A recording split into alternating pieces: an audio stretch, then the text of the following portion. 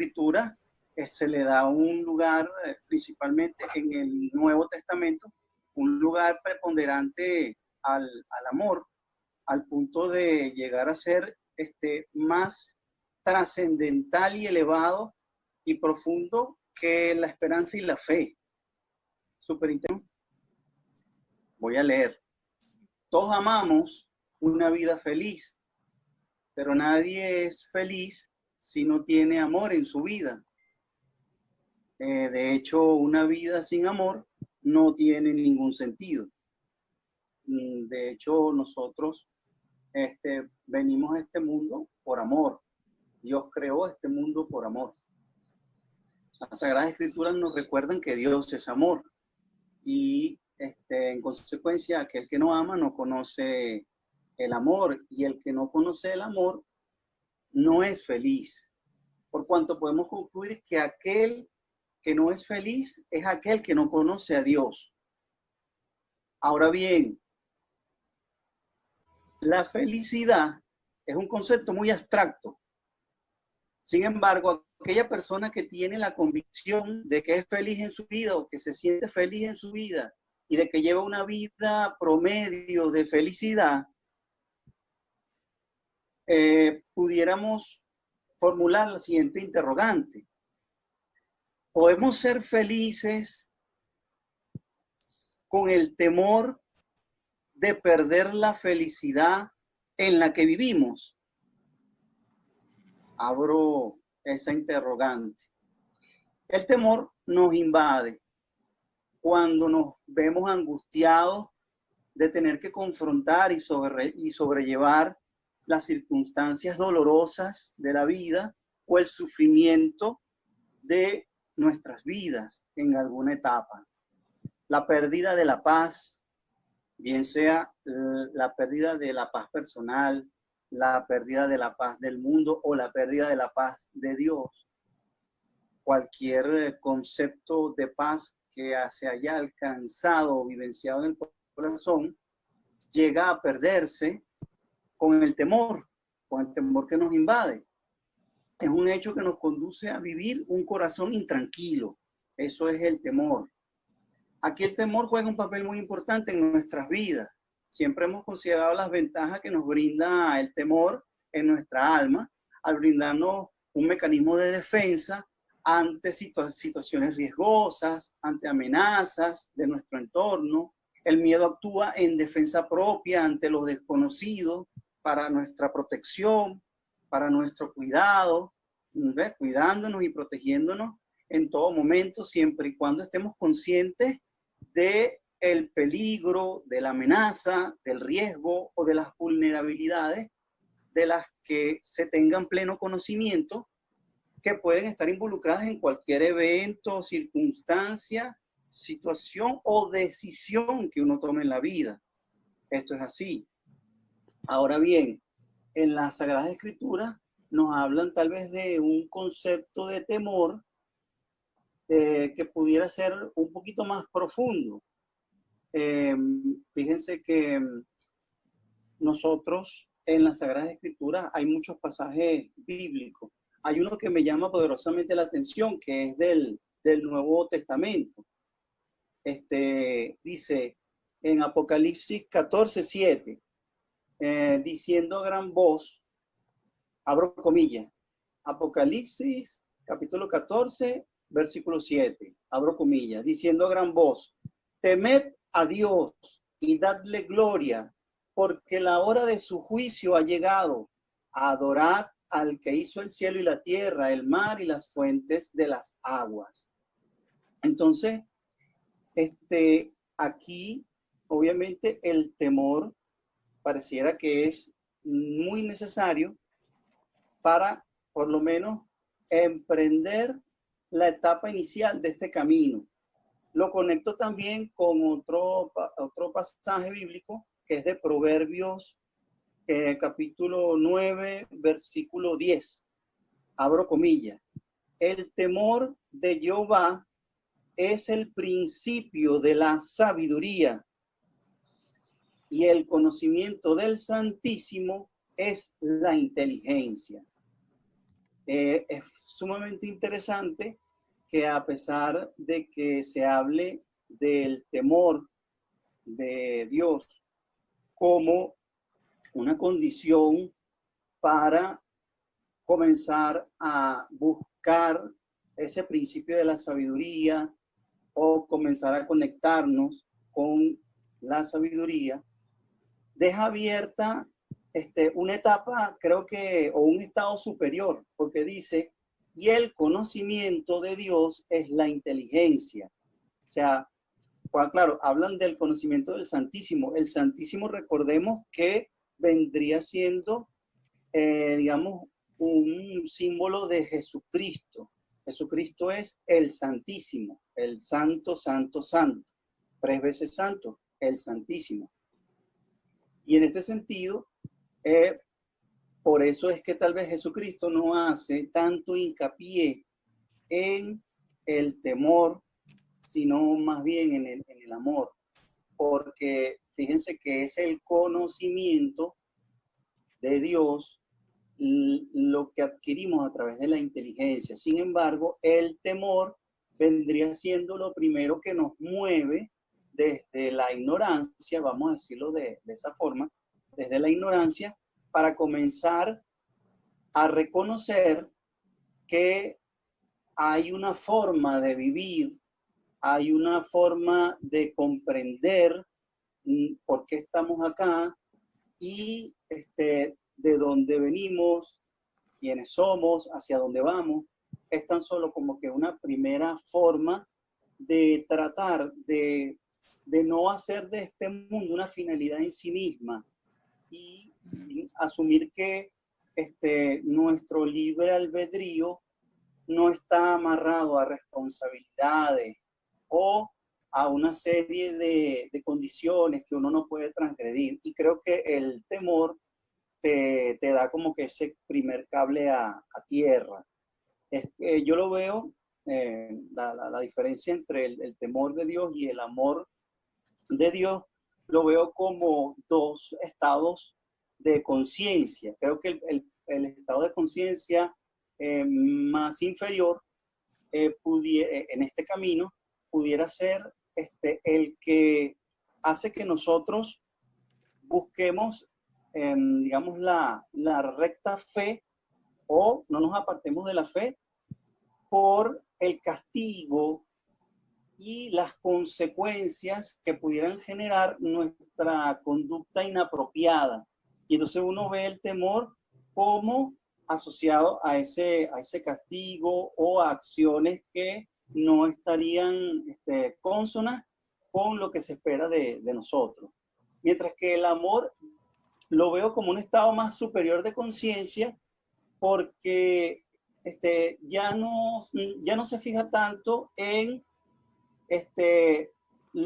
el castigo que yo pudiera merecer por no portarme bien o por no tener una conducta apropiada, sino más bien por lograr identificar que lo mejor de la vida está cuando se supera ese miedo y tu relación con Dios ya no es una relación en función del temor, sino en función de esa entrega por el puro placer de dar y servirle a Él.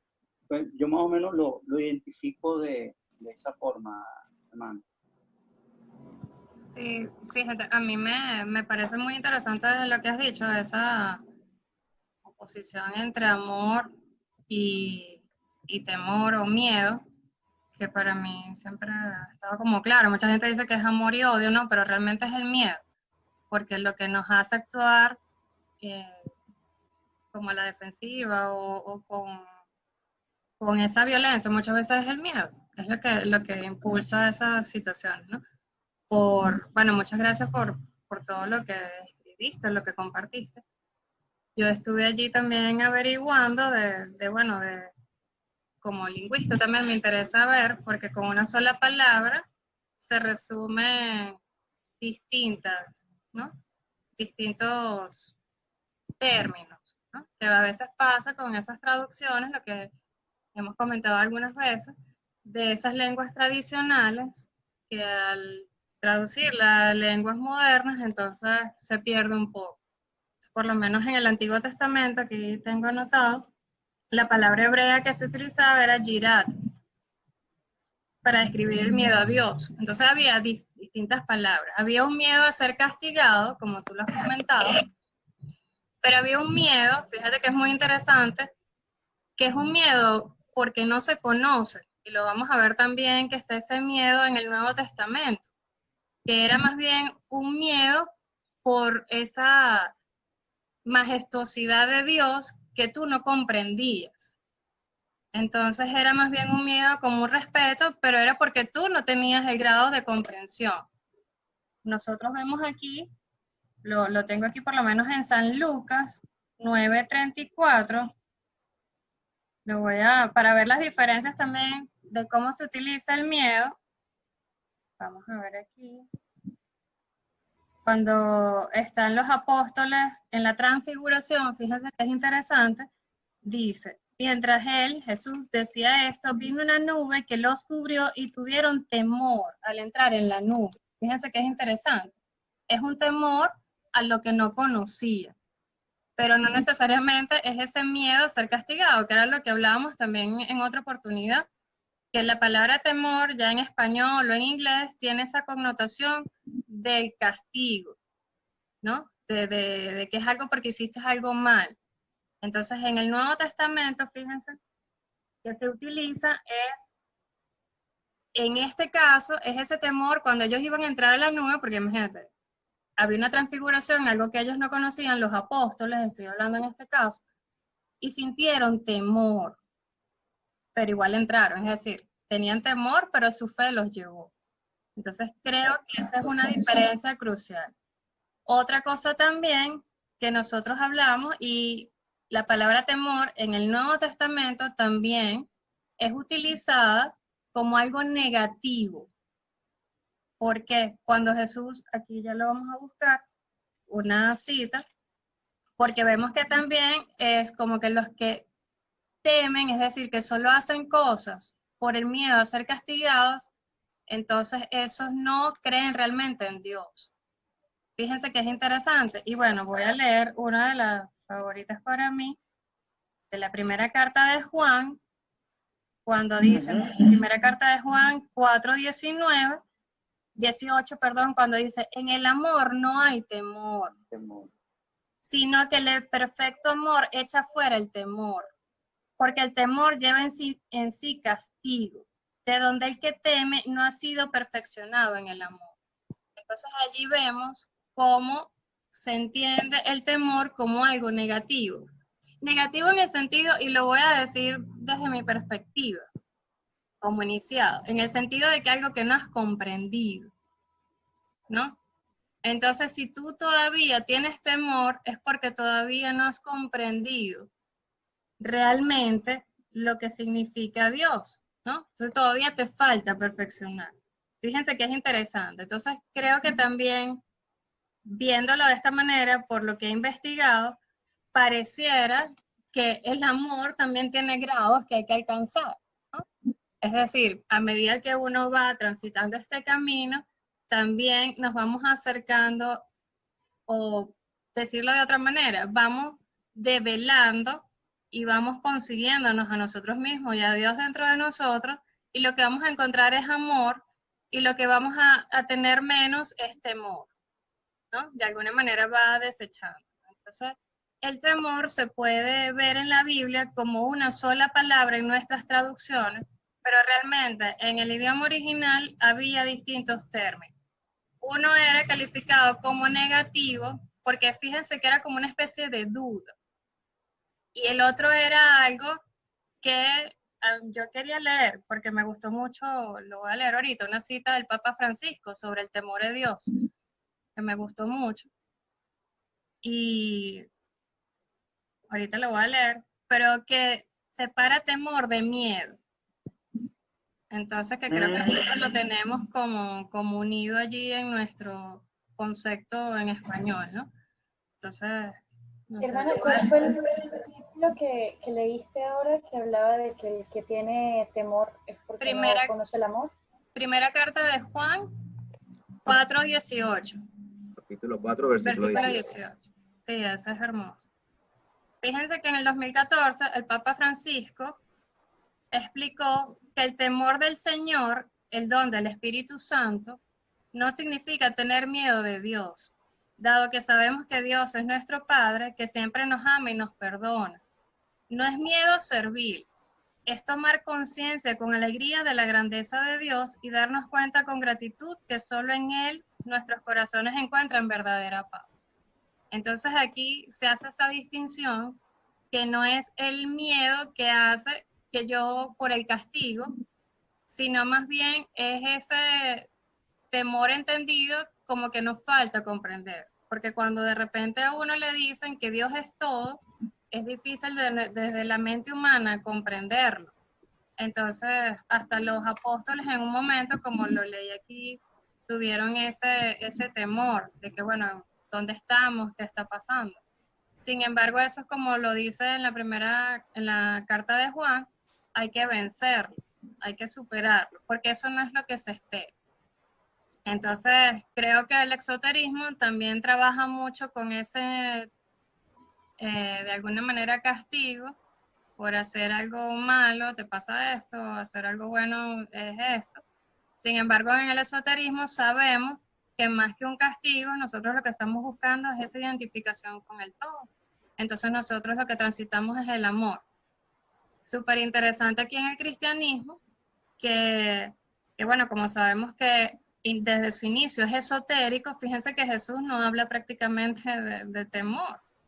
Él habla de amor. Ama a tu prójimo como a ti mismo, ama a Dios sobre todas las cosas. Él nunca dice, si haces esto, te va a pasar esto. Entonces, eso es también digno de meditación. No sé si alguien más quiere comentar algo.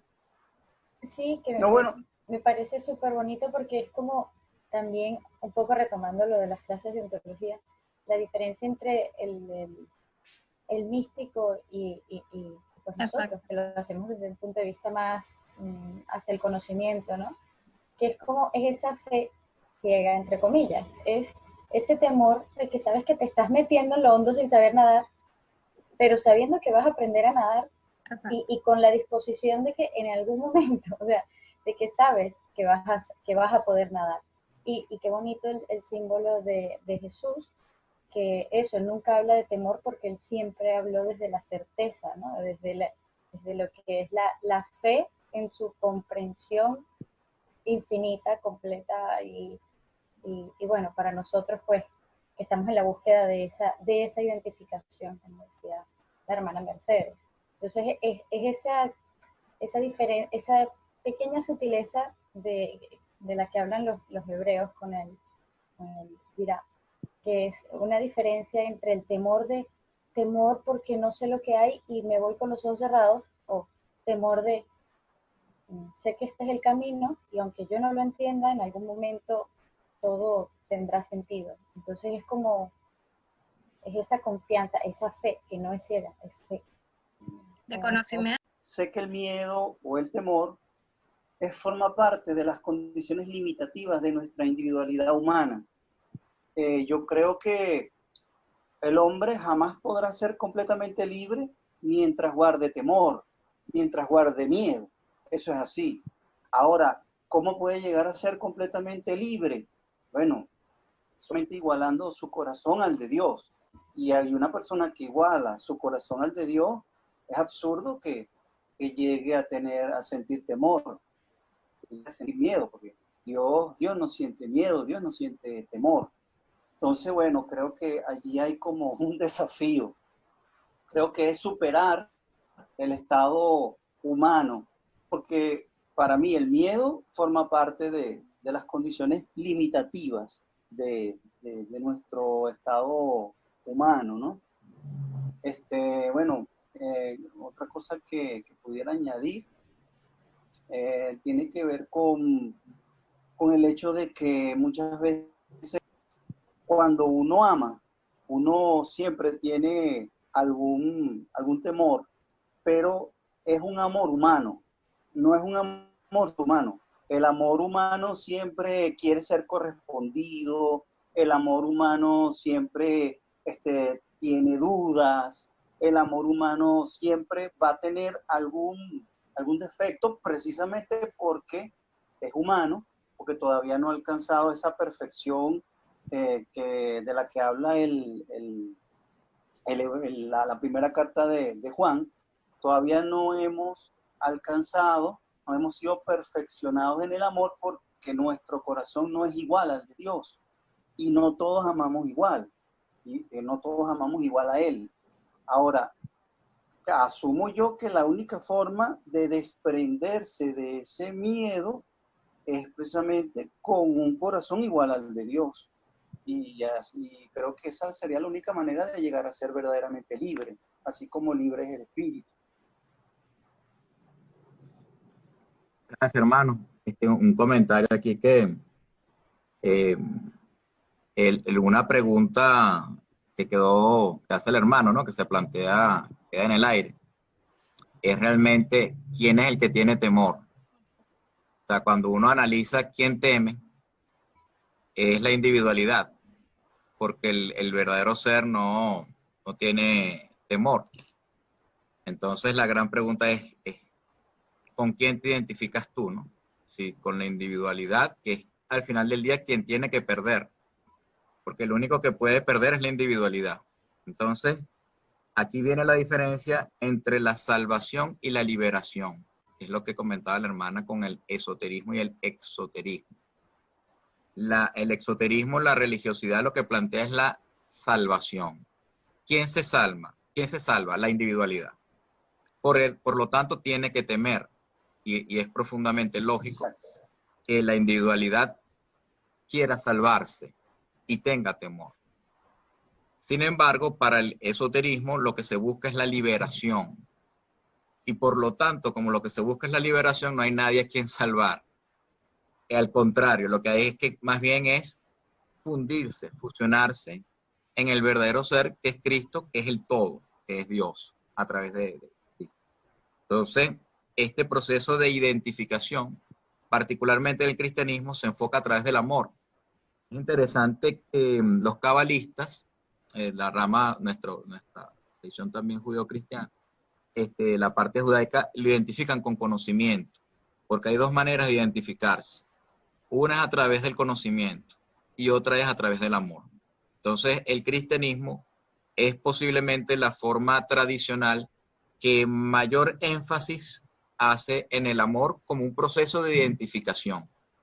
Tanto es así que prácticamente todos los mandamientos se resumen en dos expresiones de amor: amar a Dios sobre todas las cosas y al prójimo como a ti mismo. Fíjense que no se habla de comprensión de Dios, ni de conocimiento, ni de entendimiento, se habla de amor. Amor a Dios y amor al prójimo. Si tú realmente logras amar en esos dos ámbitos, por así decirlo, estás generando los 613 preceptos del judaísmo. Fíjense qué bonito y qué interesante cómo el amor tiene una capacidad de identificación también superior, ¿no? Sin embargo, en el Oriente vemos también esa tendencia menos, para mí es un poco más de un conocimiento también. De hecho, se habla del Maya como una ilusión y se habla precisamente como de un despertar, ¿no?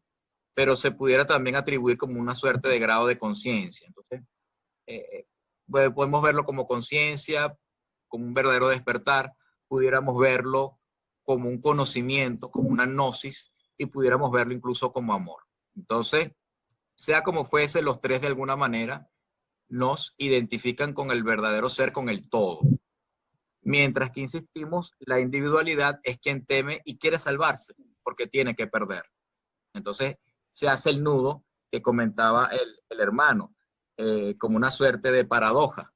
Entre más me salve y más teme, voy a temer, más genero ese río, ese divorcio, ese abismo con el verdadero ser. Aquí me gusta ahora hablar incluso en el ámbito común, a los padres, aprovechando el Día del Padre, a los profesores, se les dice que hay varias maneras de ejercer la autoridad. Una manera es precisamente a través del temor. Tú puedes generar autoridad o como jefe, ¿no? A tus empleados, a tus alumnos o a tus hijos a través del temor. Y efectivamente puedes ejercerla y las personas te van a hacer caso, que es parte de lo que pudiera ser uno de los objetivos de un individuo así. También pudieras hacerlo cuando subes un poco el nivel, porque ¿cuál es lo malo del temor? El temor ejerce la autoridad hasta el punto en que este individuo, el empleado, el hijo o el alumno, pueda superar el temor. Es decir, el momento que ya la amenaza no exista, es decir, ya no me puedes reprobar la materia o ya tus golpes no me duelen tanto porque ya tengo 18 años, o lo que fuese, no me puedes votar porque el sindicato me protege. Hasta ese punto se pierde la autoridad. En el momento en que el individuo toma fuerza, ya el otro no puede ejercer autoridad a través del temor. Entonces, esta es una de las primeras limitantes del temor como técnica de ejercer la autoridad. La segunda, viene el negocio. Un mero negocio. Es un contrato entre dos partes. Entonces, bueno, tú me das esto, yo te doy lo otro. Allí también se puede ejercer una autoridad y un convenio, una negociación. Pero esto va a llegar, insistimos, hasta que el otro tenga algo que ofrecer. En el momento en que el otro no tenga algo que ofrecer, hasta ahí llegó el negocio y el acuerdo. Y se rompe el convenio. Y esto ocurre incluso en muchas relaciones interhumanas. Luego venimos al tercer nivel, que es el del respeto. Entonces el respeto, ya con un carácter moral, ya con un carácter ético, tiene mayor trascendencia. Entonces yo respeto a esta persona y de alguna manera acepto su autoridad a través del respeto que yo le tengo a ese ser o a esa idea o a ese pensamiento. Entonces, si seguimos subiendo el nivel, después viene la admiración. La admiración es un poder tan elevado que incluso el maestro muere, el padre muere, o el jefe, quien sea, muere, y la persona, el discípulo, sigue admirándolo y sigue incluso ejerciendo esa autoridad, por así decirlo, en su corazón, a través de su memoria también. Entonces, es interesante cómo la admiración puede llegar a trascender más allá del plano físico. Y finalmente, por encima de la admiración es el verdadero amor. Ese amor verdadero cuando uno dice te amo o amé tal maestro, tal enseñanza o tal conocimiento. Entonces se llega a generar un sentimiento hasta de amor que se transforma en un ideal elevado e incluso se exalta tanto que hasta se puede llegar a perder, por así decirlo, el hecho de que eres esa persona. Y aquí viene la diferencia entre el amor y la admiración. Es decir, llega un punto que el amor se apropia del individuo y el individuo siente que es él también, que ese concepto de amor estaba en él, estaba en su padre o en su maestro o en ese ideal, pero que incluso trasciende tanto y se exalta tanto que ahora yo quiero hacerlo por el ideal mismo. Y simplemente esa persona fue como un ejemplo del ideal que es superior. Entonces, incluso queda tan arraigado en el corazón de los hombres que hasta puede ser que se le olvide la persona y quede el amor y queda el principio y el valor. Entonces, fíjense cómo el amor logra fusionar tanto que hasta se puede disolver la individualidad y queda en lo más profundo de nuestro ser. Entonces, obviamente, en el camino esotérico bien entendido, estamos hablando de un proceso de aprendizaje en donde se establece una conexión más protagónica. Fíjense que el temor es del otro. Hasta que tú ejerzas el temor en mí, hasta ese punto llega la autoridad. En cambio, yo en el amor siento que soy yo mismo. Incluso puede ser que no lo identifique realmente con el otro ser, que sería el caso de la admiración, que es la última cúspide de la individualidad del otro. ¿Ok? Pero aquí ya el amor es todos. Todos nos identificamos con ese símbolo, todos nos identificamos con ese amor. Entonces yo siento que es tan mío como del otro, como del otro, como del otro, y de toda la vida, ha sido eterno. Entonces es una manera de sublimar, es una manera precisamente de trascender. Entonces, claro, obviamente el camino iniciático, los avances o las identificaciones que se hagan en el amor son eternas, trascienden, incluso a la propia individualidad, o sea, incluso al propio alumno, lo trasciende también. Entonces, por eso, la liberación tiene un sentido y una metodología más propia a la identificación con el amor que el del temor. No, excelente, hermano. De verdad que sí, excelente. Me identifico mucho con todo lo que usted acaba de enseñarnos, porque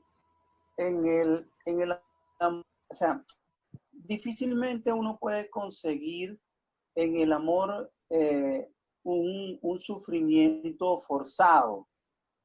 Si uno sufre por amor es tal vez porque las circunstancias así lo requieran, pero no porque sea algo forzado. Mientras que en el temor, el sufrimiento sí termina siendo como que mucho más cuestionable. Asumo que mientras haya individualidad, habrá sufrimiento. Pero cuando uno logra igualar el corazón de uno al de Dios, esa individualidad, digamos que ya comienza como que a disolverse, o tal vez, digamos, adquiere otra dimensión, tal vez no humana, sino sobrehumana, porque también en este camino podemos hablar de la individualidad humana y la individualidad sobrehumana, pero ambas siguen siendo individualidad. Y mientras haya individualidad, creo que habrá sufrimiento, ¿no? Esa es mi pregunta. Sí, claro, insistimos, ¿quién es el que sufre? Cuando nos respondemos eso, ahí o sea, ¿quién sufre realmente, no? Sin embargo, para hacer un poco, siempre es bueno ver todo símbolo tiene dos caras y toda polisemia simbólica, o sea, todo símbolo tiene algo que decir, son verdades profundas, ¿no? Yo también rescato del exoterismo, y aquí sí trato de ser entonces este puente, como método. Todos nosotros pasamos, y ahora retomando otra vez la perspectiva del padre y del hijo, a propósito del Día del Padre, todos fuimos hijos y todos nosotros también tuvimos que tener temor como parte del método de la enseñanza. Hay escenarios de la vida, por ejemplo, si un niño va a meter el dedo en el tomacorriente, entonces el papá, cuidado, le pega un grito entonces el temor es lo que hizo que el niño no metiera el dedo en el tomacorriente. No es un conocimiento que yo diga, no, tú sabes que hay un flujo eléctrico de electrones que hace. Te pones a explicar eso, el niño metió el dedo en la corriente. Entonces no dio como que, y así muchos escenarios. Entonces, lamentablemente o afortunadamente, también no hay que olvidar que la individualidad es parte intrínseca del método. Es decir, nosotros nacimos con un cuerpo no por error. Nosotros tenemos una individualidad no por error. ¿Por qué? Y esta parte es clave, porque cada uno de nosotros es una oportunidad de Dios, pero cada oportunidad es única. Entonces, de alguna manera Dios sí requiere de nuestra capacidad particular y especial de cada una. Lo malo es cuando el individuo considera que él es eso y se olvida de que era la oportunidad de Dios. Entonces, es como que yo digo, mis células, todas las células conforman a Mauricio, pero uno es el dedo gordo. Y el dedo gordo no puede ser la boca o los oídos o la oreja o el cerebro. No, el dedo gordo es el dedo gordo. Y el dedo gordo tiene que ser trabajo de dedo gordo. Entonces, lo malo es cuando el dedo gordo quiere hacer otra cosa o no quiere ser dedo gordo. Ahí es donde entra el problema de la individualidad. Pero la individualidad en sí misma no es mala. Lo que tiene que ejercer es su función como un buen secretario, como un diligente secretario. Ahí es donde está el tema clave. Entonces, cada uno de nosotros es una oportunidad única e invaluable de Dios, pero reconociendo quién es el amo y reconociendo quién es el Señor. Entonces, efectivamente, en este proceso de la vida, la individualidad, hay una etapa en donde el bebé, por decir un ejemplo, el bebé tiene que llorar para que le den leche, para que le den teta. El bebé tiene que llorar para que le cambien el pañal si tiene gases. porque él está en peligro. Y es un peligro real. Es un peligro que realmente él tiene que expresar al mundo. De hecho, prácticamente la comunicación innata que tiene el bebé con el mundo exterior es el llanto. Él no sabe todavía reírse, él no sabe hablar, él lo único que puede, ni siquiera sonreír, eso es más adelante también. Lo único que puede hacer es llorar. Entonces, eso es individualidad. Ayúdenme, sálvenme, ¿ok? Entonces, él está pegando gritos para que lo salven, porque él no tiene manera de cómo salvarse. Él depende totalmente del exterior. Pero fíjense que el exterior es amor, lo que estamos hablando, por eso que todo símbolo tiene dos caras. Es amor de la madre, un amor infinito, un amor que la trasciende a ella, o de los padres. Entonces, el amor arropa al bebé, a pesar de que el bebé es totalmente egoísta, ¿ok? De hecho, desde el punto de vista hasta jurídico, el niño, por definición, es un niño, vamos a decirlo, delictivo, porque no conoce las leyes. Entonces, el niño lo que quiere es su ego. Yo quiero el juguete para mí, y así, ¿no? Entonces, le está buscando sus espacios. El problema no es el niño. El problema es cuando somos adultos y queremos seguir siendo niños. Ese es el problema. Entonces, el bebé tiene que llorar. Claro que tiene que llorar. Malo sería que no llorara. Eso sí estaría mal. El problema es cuando el adulto quiere seguir siendo niño. Cuando el hombre ya maduro quiere seguir que le den en vez del dar. Ahí es donde empiezan los problemas. Y el anciano ya tiene que renunciar y darlo todo. Dar su propia, todo lo que él conquistó a lo largo de toda su vida, todos sus méritos, él tiene que darlo todo, porque él ya no se vaya a dar nada de eso al otro plano. Entonces él tiene que renunciar a todo. Y por eso que cada símbolo tiene su verdad. Entonces al niño no se le puede exigir que renuncie a la individualidad. Eso sería un daño. Porque él tiene que terminar de crecer. Ahora, la gran pregunta, y esta es una pregunta que cada uno se tiene que responder precisamente como iniciado, es ¿en qué escenarios Mauricio sigue siendo un niño? ¿En qué escenarios Mauricio es un anciano? ¿En qué escenarios Mauricio es un adulto? Y cada vez esa distancia entre los distintos Mauricios tienen que irse disminuyendo hasta que sea un ser integral, incluso fusionado en Natanael. Entonces, ¿quién es Natanael y quién es Mauricio? Entonces, cada vez es más Natanael y cada vez es menos Mauricio. Entonces, ese es el paso. Y por eso que en el rito de San Andrés es súper profundo si uno evalúa el simbolismo de la confirmación. El simbolismo de la confirmación aquí es precisamente, ya no debería quedar nada de Mauricio. Mauricio fue reducido a cenizas. Es la cruz de cenizas sobre la frente de Natanael. Entonces, Mauricio estuvo con Natanael, ellos convivieron desde el bautismo hasta la confirmación. Estuvieron allí solapados, en donde la penitencia en el medio, precisamente Mauricio termina de expiar todos sus pecados, para poder entonces limpiarse en el fuego de la ceniza. Entonces todo esto es un símbolo, es un método de que nos hablan de un proceso gradual, por etapas, en donde cada vez Natanael va tomando más posesión en la existencia de Mauricio, pero es un proceso gradual. No es algo abrupto, ¿eh? Y aquí también viene el problema a veces de muchas corrientes iniciáticas, de que no, tiene que morir la individualidad, tengo que, como algo drástico, que lo dice el propio Jesús. Nadie carga una cruz nadie toma una cruz que no pueda cargar, ¿no? O sea, no te tampoco expongas a ti mismo a un peso que tú no, porque la idea no es que tú sufras, precisamente retomamos la individualidad. La idea tampoco es ser una persona que me dé una hernia cargando la cruz. No, la idea era que llevaras la cruz para allá. O sea, que cumplieras con el objetivo y con la misión. Al final del día lo que se buscaba era que esa individualidad hiciese su función. Y haciendo su función es como realmente se hace uno con el todo. Por eso que es interesante que podemos hablar de tres aspectos en el RCA. Un aspecto de identificación. Fíjense que es el nombre, Natanael. Aquí hay una identificación de conciencia. Por otro lado, estamos hablando de amor. Y por otro lado, estamos hablando de una función sagrada. Es decir, estamos hablando precisamente de una acción en el mundo. No es que yo me quedé amando así poéticamente, escribiendo poemas. No. Yo tengo que hacer una labor. yo vine aquí a hacer un trabajo. Entonces no se trata de que cargué una cruz gigantesca y me dio una hernia. Me quedé tirado en el piso. Ay, sí, lo intenté. No, es que tú tienes que llevar esa cruz a un sitio. Entonces tienes que cumplir con tu misión. Entonces haz ejercicio gradualmente, poco a poco, para que puedas hacer tu función, que fue por lo que estamos llamados, ¿no?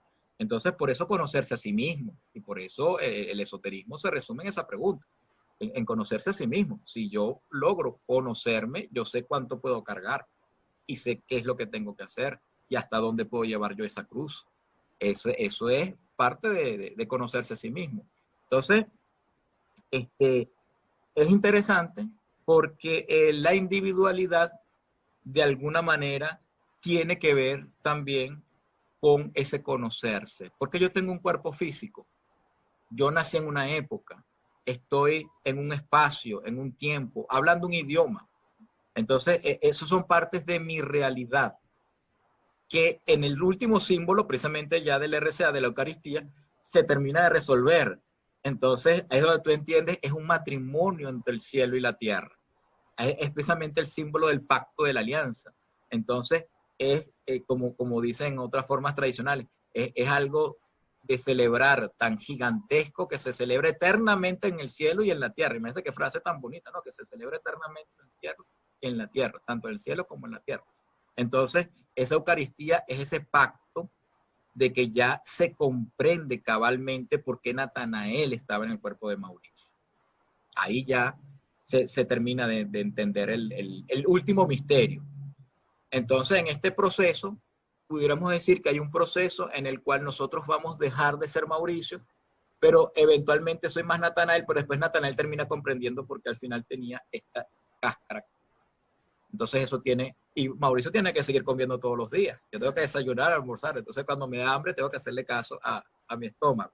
Entonces, es parte de esa comprensión, es parte de ese todo holístico, y por eso el iniciado tiene que verlo como algo integral, porque si lo vemos como algo opuesto, caeríamos en ese mismo exoterismo, pero del otro lado. ¿Ok? Entonces es interesante entender eso. No, efectivamente es una porción de mi realidad, no la protagónica, no la más importante, pero tiene que ver conmigo, obviamente. Si no, no hubiese sido yo. O sea, no hubiese sido esto, hubiese sido otra oportunidad. Y el único que tiene todas las oportunidades contenidas dentro de sí es Dios mismo. Entonces esa es la manera de cómo el dedo gordo termina siendo Mauricio. El dedo gordo entendiendo que es dedo gordo. Y así es que él es Mauricio también. No, gracias por todas esas palabras, hermano. Me pareció súper interesante cuando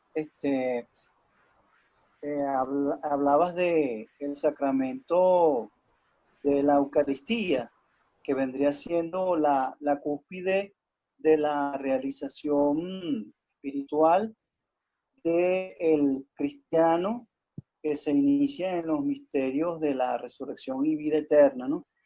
Y más que todo porque Eucaristía significa amor agradable a Dios. Y creo que, bueno, ese es el amor agradable a Dios, cuando uno puede igualar su corazón al de Él y cumplir con la misión. Y además me parece algo súper bonito a nivel de lo que es el símbolo numérico, que de hecho lo hablamos un poco en la sesión anterior, cómo el individuo a través de su autoconocimiento consigue identificarse con el ser para cumplir su misión. Entonces tienes individuo, ser y misión, tres, que pasan a ser uno cuando se encuentran. Y habla como del uno y la relación del 1 y el 3, que además es curioso porque en medio está el 2, pero el 2 va en sentido contrario, por decirlo de algún modo. O sea, nosotros precisamente lo que buscamos es trascender en el camino del retorno, trascender ese 2. Por eso pasamos de 3 a 1, que eso se me hace un poco como complicado de explicar. Pero no, mira, hermana, me gusta mucho la conexión que usted acaba de hacer, porque pudiéramos atrevernos a decir que es la Trinidad, ¿no? El Padre, el Ser, el Hijo, la individualidad, y el Espíritu Santo sería la misión. Sería precisamente el intermediario es cómo la individualidad logra ser uno con el ser. Es el camino, exactamente, es el camino. Fíjense que interesante esa conexión, de verdad que no la había pensado. Por eso que es bueno, fíjense cómo en las reuniones surge precisamente el maestro invisible, ¿no? Que es Cristo, ¿no? Entonces el verdadero maestro llega cuando dos o tres están presentes, ¿cómo es? Evocando En su nombre. En su nombre. Sí, que esto es algo interesante de las reuniones, que no es como en el RCA, por ejemplo, no es como un maestro como tal físico, ¿no? Sino que está dentro de nosotros y esta oportunidad nos permite que construyamos, porque por ejemplo, eso que acabas de decir tú me parece maravilloso, no lo había pensado así y ahora todo tiene sentido. Entonces, creo que lo que tiene Isabel, lo que ha meditado Cristóbal, lo que ha meditado Mercedes y Natanael, al final del día se hace un todo mucho más profundo al compartirlo, ¿no? Y esa es la idea de estas reuniones, no tanto como una respuesta de alguien, sino más bien de ese todo. Entonces a mí me parece muy interesante todo lo que podemos discutir, todo lo que podemos aprender y todo lo que podemos también desaprender, ¿no? Porque también nos permite como, bueno, yo de repente esto lo tengo que meditar o tengo que pensar mejor. En Sí, cuanto la al deconstrucción amor, como un proceso constructivo. claro, Claramente. exacto, que también en el lenguaje cotidiano también hay una frase que a mí me gusta mucho, que dice que bueno, lo iba a decir hace tiempo, pero lo voy a comentar ahora, que dice que cuando se tiene un hijo, se tienen todos los hijos del mundo. Entonces, de alguna manera es como que la maternidad, bueno, no la maternidad per se, ¿no? Pero como símbolo trabajado, también te permite, no es el amor a un niño particular que es tu hijo, sino como un amor a todos los niños, ¿no? Como se despierta una parte de ti, no necesariamente por tener un hijo biológico, yo insisto, pero por el símbolo de la maternidad. Entonces te hace identificarte con el todo también, con todos los niños, con esa parte del amor, de lo que hablábamos del amor, que al final del día es nuestro método también en el RCA, está muy explícito, pero un Y de amor hecho, de alguna manera, ajá. es que de hecho, hablando de ese símbolo, yo una vez escuché una frase que decía que si el mundo estuviera gobernado, por decirlo de un modo, por madres, no existirían las guerras, porque una mujer sería incapaz de hacer daño al hijo de otra mujer. Exacto. Y algo súper interesante de Eso la me impactó maternidad muchísimo. que me parece interesante, que dicen que bueno, que es la paciencia, porque si tú esperas 9 meses con alguien en el vientre, o sea, puedes también tener paciencia para muchas cosas. Entonces, bueno, de alguna manera es el símbolo que creo que también para mí, no sé, es como un tipo de amor bastante sublime, que trasciende muchas cosas. Y bueno, muchos tipos de amor. Yo pienso que también no es el símbolo como tal, es como tú lo trabajas y lo comprendes, ¿no? Entonces también si es tu misión, ese amor y esa entrega, esa misión también hace que tú puedas trascender, ¿no?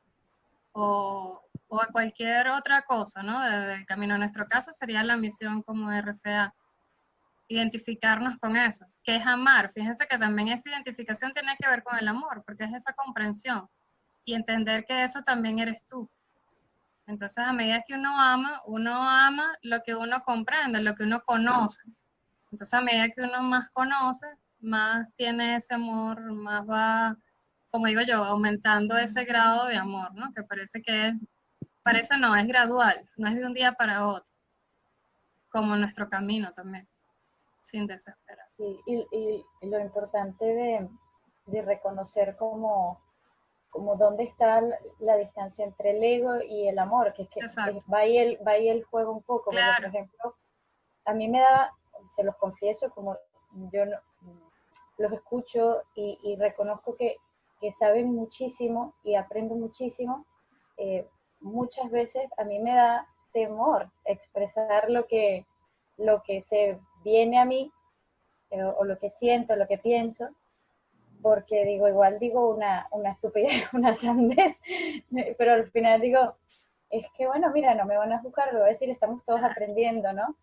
Y es como trascender ese temor que viene desde el ego, porque hacer el ridículo o decir o equivocarse es cómo va a quedar mi imagen afectada ante los demás. Y eso al final es ego puro y duro, no importa, es totalmente, es ruido, no sirve. Es como, bueno, entrego y trasciendo con temor, pero ahí voy. Por eso aprender de los niños no tienen eso. Los niños no tienen para nada, o sea, esa es una de las enseñanzas más grandes para mí como madre, de ver a María, o sea, ellos no tienen miedo de decir cualquier cosa, de preguntar cualquier cosa, y de repente uno dice, oye, de verdad, ¿por qué esto? Porque no es tan obvio. Entonces creo que es eso, a veces también, por eso yo quisiera que este espacio tuviéramos esa libertad que también nos da el amor como hermanos, de respetarnos, porque para mí nada es tonto, porque si ya se nos ocurre algo y de alguna manera a veces uno le da miedo preguntar, entonces para mí ese es el espacio. Y que yo lo digo, aquí no hay nadie, ninguno es maestro de nadie. Natanael no es maestro de nosotros, Cristóbal, ni Isabel, ni Mercedes menos. Nosotros estamos trabajando cada quien, entonces esta oportunidad de compartir nuestras interrogantes, también lo que hemos encontrado, de repente un trabajo operativo, lo que nos cuesta, o lo que nos ha parecido también que hemos hecho de alguna manera y nos sentimos orgullosos o queremos, no sé, comentarlo, que sea esa libertad, que lo da solamente el amor, porque fíjate como comentaba Natanael, cuando uno está en esas situaciones, ya sea que lo hemos vivido como estudiante o en un trabajo de temor, uno no habla. O sea, uno está ahí, bueno, paralizado, porque el miedo paraliza. La única manera de avanzar es el amor. Yo pienso y les agradezco por eso a este espacio. Sin vernos como que uno sabe más que otro, nosotros estamos todos aprendiendo. Aquí no hay nadie. Yo recuerdo siempre en un maestro, cuando yo estaba comenzando en la escuela de iniciática, ellos siempre hablaban de la intuición y la intuición y la intuición. Y yo un día así como que, bueno, pero ¿qué es la intuición? Porque todo el mundo así dice la intuición. No, es no razonar. Y, pero al final yo veía como una especie de tautología porque nadie terminaba de decir qué era la intuición. Y me gustó mucho este hermano, este maestro, que él me dijo, tú nunca has tenido así como esos momentos en que una vocecita te dice algo, como que no te metas en este callejón, y tú igualito pensaste, no, sí, voy a cortar camino, no sé qué más, y te terminaste metiendo, y luego te robaron, te pasó algo, y después tú te dices, concha, le hubiese hecho caso a la vocecita, ¿no? Bueno, eso es la intuición. A mí me gustó mucho esa anécdota, y me quedó de verdad tatuada en el alma, porque él no solamente logró por fin responderme una duda que yo tenía de años. Eso es la intuición, yo tenía años con esa duda y nadie nunca me la había podido responder. Pero lo más hermoso no fue eso. Para mí lo más hermoso fue que él me lo respondió consiguiendo que yo mismo me respondiera. Y por eso para mí ese es el verdadero maestro. El verdadero maestro es el que logra que cada quien se responda a sí mismo. Porque si no estamos en el exoterismo con X otra vez. Entonces, volvemos entonces otra vez a ese maestro exterior. No, el verdadero maestro es el que logra que cada quien consiga su propia luz. Y esa luz entonces te va a guiar a ti de ahora en adelante. Y ese es el verdadero esoterismo, buscar la verdad dentro de ti. Entonces ahí yo comprendí que efectivamente esa vocecita me había hablado en varias oportunidades de mi vida. Él no me explicó a mí nada, él no me argumentó nada. Él lo que hizo fue demostrarme lo que yo mismo había vivenciado. Entonces, simplemente no lo había concientizado, ¿no? Por eso la labor de la conciencia. Entonces, la verdad está dentro de cada uno de nosotros y está allí. Cualquier verdad, incluso la que uno menos se imagina. Me gusta comentar hasta de las matemáticas más complejas que uno se quiere imaginar. Eso también está allí. Simple y llanamente, uno tiene que conectarse. Y bueno, obviamente, tampoco es que uno se va a volver matemático. Eso va a depender precisamente de la función de cada quien, de la individualidad de cada quien. Hay algunas personas que les corresponde eso, hay otras personas que no. Pero con eso queremos decir que cuando hablamos del todo, es el todo. el todo en su acepción más profunda que uno se puede imaginar. Lo que hablaba la hermana Mercedes de la maternidad. Todos tenemos contenidos eso allí también. El simbolismo del drama, de la actuación, en muchas escuelas iniciáticas, precisamente lo que buscaba era eso. Era, sabes que desde el punto de vista profano hay dos escuelas principales de teatro, ¿no? Está el que de repente pone un clavito en el escenario para pisarlo y que eso lo haga llorar, o está el que se pone a recordar un evento muy triste cuando se le muere un familiar, pero entonces ponerse a llorar. La escuela iniciática tiene un tercer camino, que es el esotérico. No, la tristeza está dentro de ti. No tienes que ni recordar algo que te pasó personal, ni tienes tampoco que pisar un clavo. Tú puedes evocar cualquier cosa. Tú puedes evocar ser un maestro. Tú puedes evocar ser una madre. Tú puedes evocar ser un matemático. Todo eso está contenido dentro de ti. Todo. Ser un artista, ser lo que tú quieras pensar. Todo está contenido dentro de cada uno de nosotros. Ese es el verdadero esoterismo. Eso lo que tienes que hacer es evocarlo, porque está allí. Pero no se trata de una experiencia. Fíjense que experiencia es X, ¿no? Exterior. No es una experiencia que te haya ocurrido o pisar un clavo, un acontecimiento puntual. No, es que la verdad está contenida en ti y todas esas posibilidades están contenidas en ti. Insistimos hasta la cosa más compleja que te quieras imaginar, de la física, de las matemáticas. Por cierto, muchas de estas teorías modernas, estos saltos que se hacen en la ciencia, incluso es en función de paradigmas y de visiones cosmogónicas que se tienen ya en el ser, de antemano. A mí me gusta siempre la frase de Aristóteles, ¿no? Cuando le preguntaron sobre el origen del universo, un ateo físico. Él decía, no, el universo no tiene origen. El universo siempre ha existido. En el momento que yo le pongo un origen, defino a Dios.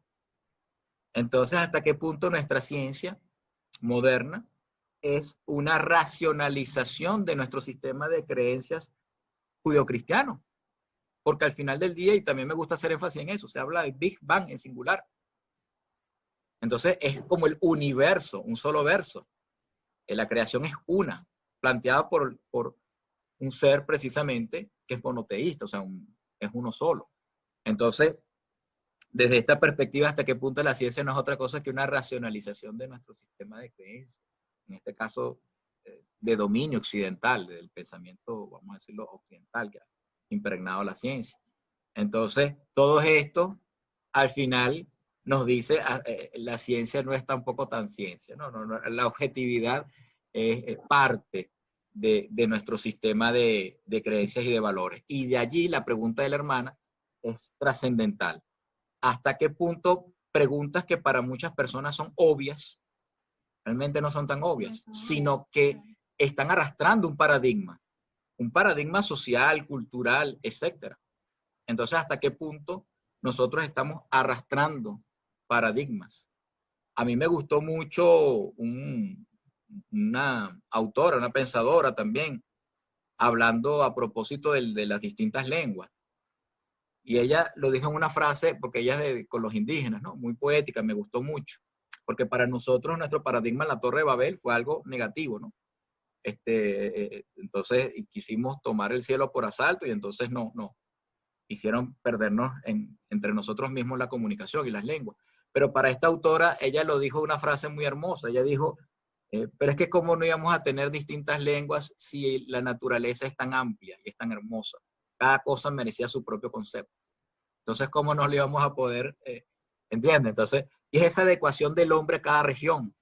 Entonces, cada hombre que se fue a cada región, de alguna manera se adecuó a esa realidad de la naturaleza, ¿no? Entonces, es hermoso también. Entonces, de alguna manera, por eso que es importante hacernos las preguntas que pudieran ser básicas. Esas preguntas básicas son trascendentales. La pregunta más profunda se va a resolver con la verdad más profunda. Entonces, ¿hasta qué punto coexisten? ¿Hasta qué punto realmente hay algo de unicidad en la verdad, ontológicamente hablando? ¿Hasta qué punto es algo de multiplicidad, como es lo cosmogónico? ¿Hasta qué punto no es ni lo uno ni lo otro, sino todo lo contrario, que es el metafísico? el no ser.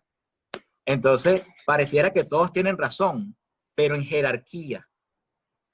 Y esto es lo que cada quien tiene que también resolver dentro de sí. ¿Cómo es posible que entonces sea múltiple, sea uno o no sea ninguno de esos dos? Entonces, bueno, es lo que cada quien tiene que resolver, porque precisamente cada uno de nosotros es esa oportunidad. Por eso que las preguntas son preguntas profundas de cada uno de nuestro ser, para precisamente resolver ese misterio. Para algunas personas, muchas cosas son obvias y naturales y ni siquiera se lo preguntan. Y para otros son dudas profundas que tienen que ver con ello. A mí también me ocurrió cuando estaba transitando en este camino. Yo le pregunté a mi maestro, ¿y por qué yo tengo que retornar? ¿No veníamos ya de allí?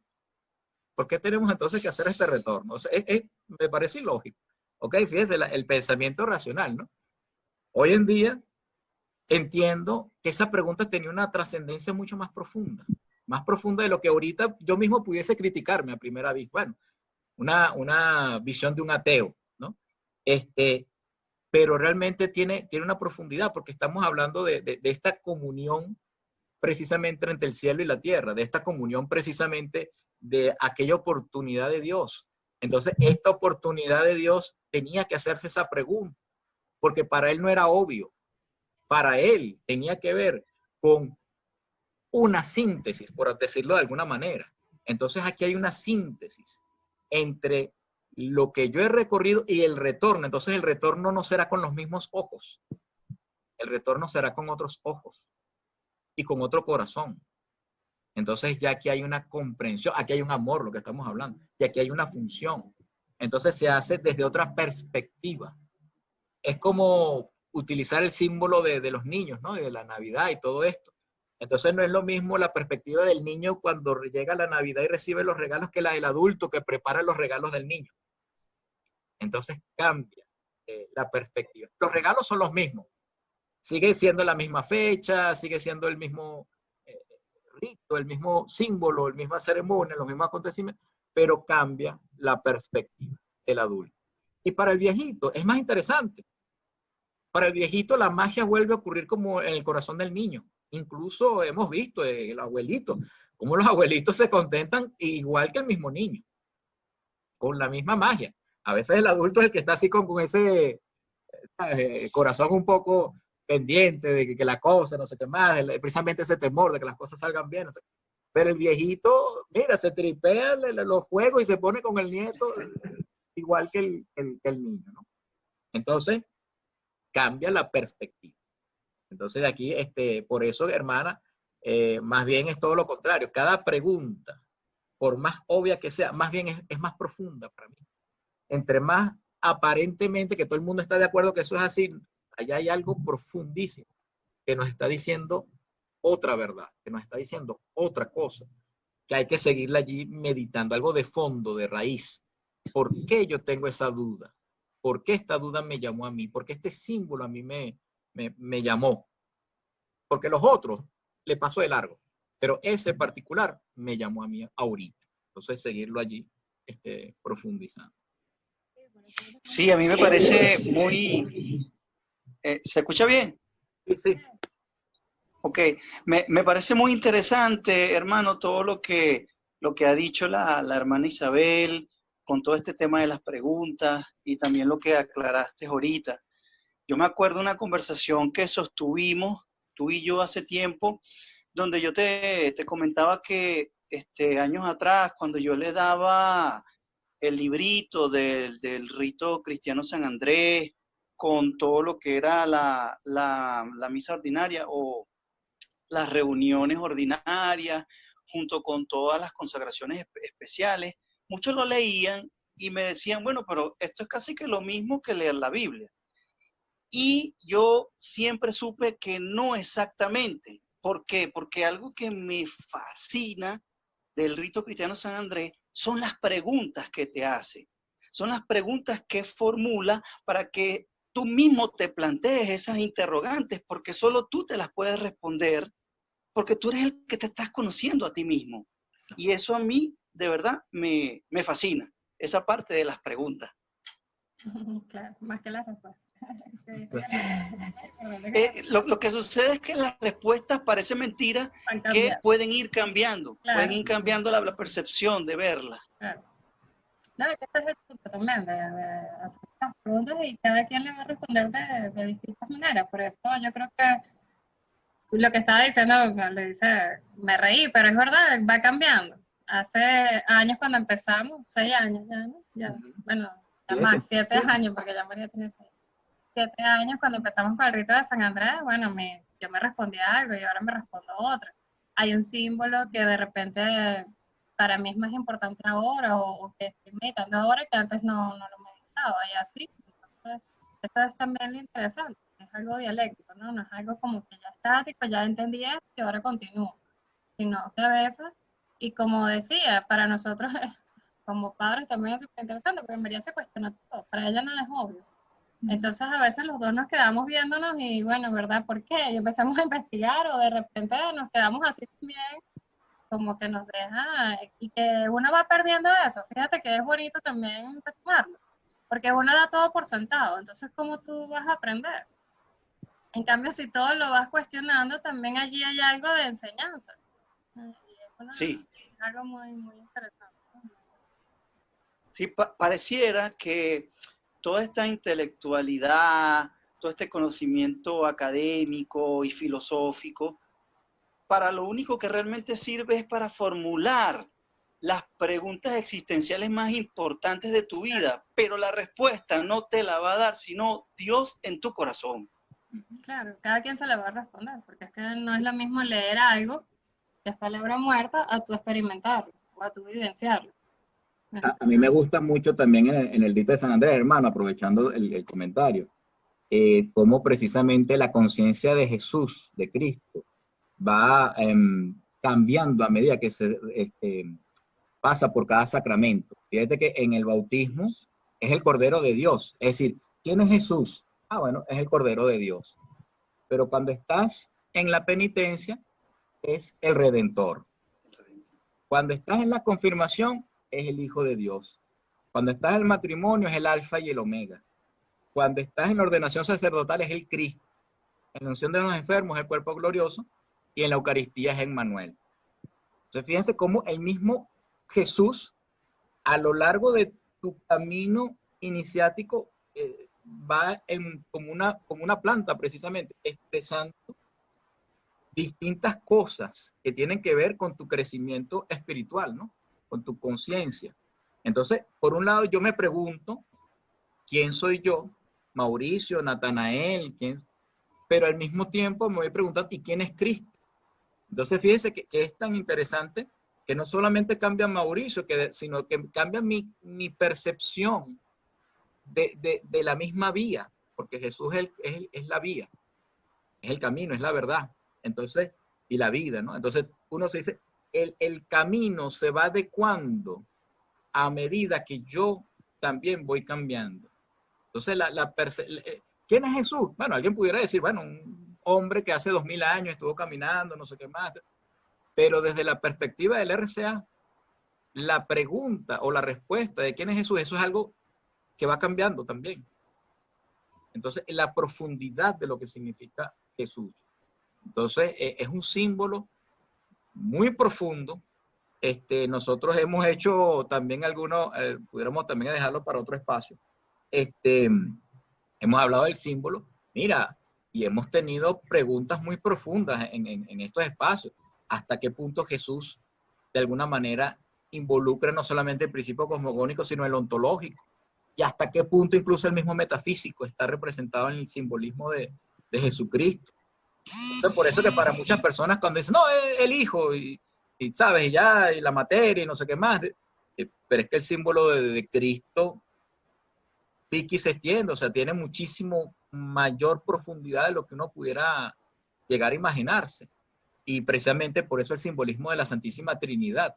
Y ese pasaje de Juan, donde dice que el verbo se hizo carne, pero que el verbo era en el principio con Dios. O sea, fíjense todas las cosas que se puede sacar del símbolo de Jesús, más allá de ser un hombre que caminó hace tantos miles de años por allí en Jerusalén. Entonces, más allá de ese hecho histórico, hay mucho más que decir sobre Jesús. Entonces, hasta la misma verdad, por así decirlo, el mismo método, el mismo camino, tiene esa flexibilidad que se adecua al que lo está transitando. Es que de no ser así, creo que se estaría encarcelando el espíritu, se estaría quitando grados de libertad que siempre son inherentes al principio espiritual. A mí me encantó la frase que dijiste ahorita de que el camino se va adaptando en la medida en que uno va cambiando. En el 2010 yo me inicié en Tao y ahorita estoy en el RCA. Y el camino pareciera que sigue siendo el mismo en esencia, pero no en apariencia. Entonces es súper interesante. El camino se va adaptando en la medida que uno va cambiando. Y ahí se me viene a la mente una frase que siempre, toda la vida que crecí oyéndola en las canciones, la de caminante no hay camino, se hace camino al andar. Y al mirar la vista atrás, se ve la senda que no sea de volver a pisar. Pues claro, tus ojos ya no son los mismos. Exacto. Ni tampoco el corazón, como decía el hermano. Yo creo que eso es bellísimo. Y eso es lo hermoso para mí de este camino, ¿no? Que de alguna manera tú lo vas descubriendo. O sea, no hay nadie que te dice, no, mira, es por aquí, porque de repente la Fedora de hace 5 años no es la misma. Entonces también uno va entendiendo cosas. Aunque hay un método, obviamente, hay un método, pero cada quien va transitándolo a medida que se va conociendo y que se va identificando con su misión.